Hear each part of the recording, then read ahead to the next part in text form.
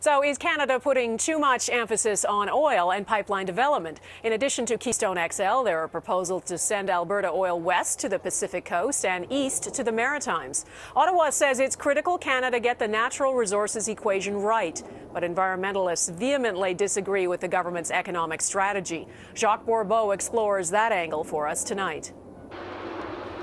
It's a massive job extracting crude from Alberta's oil sands. But the industry is now facing another big challenge. By 2016, we will have completely stalled our oil industry due to a lack of pipeline capacity. Compounding this problem, the pipelines we do have are shipping oil to the wrong places. Almost all of it ends up in the U.S. Midwest, where there's a glut of oil, meaning Alberta producers are getting $20 a barrel less than the world price. This is a critical issue for the Canadian economy, and in play are hundreds of thousands of jobs, billions of dollars of economic development.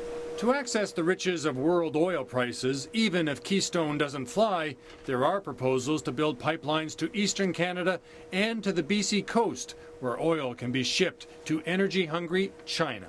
Canada has to diversify. We have to pivot away from an exclusive reliance on the American marketplace and the Canadian marketplace to develop out international markets for Canadian hydrocarbons. They've become an important resource, generating jobs and billions in revenue. But environmentalists see the oil sands differently, as a ticking carbon time bomb. And more pipelines, they say, will be an eco-disaster. We need to stop investing in new fossil fuel infrastructure that's going to basically lock in really high emissions of greenhouse gas emissions for decades. And these concerns were on display at a public meeting in Montreal to discuss a proposed pipeline to bring Alberta oil east. Là, c'est quelque chose qui est toxique, j'imagine, une grosse catastrophe.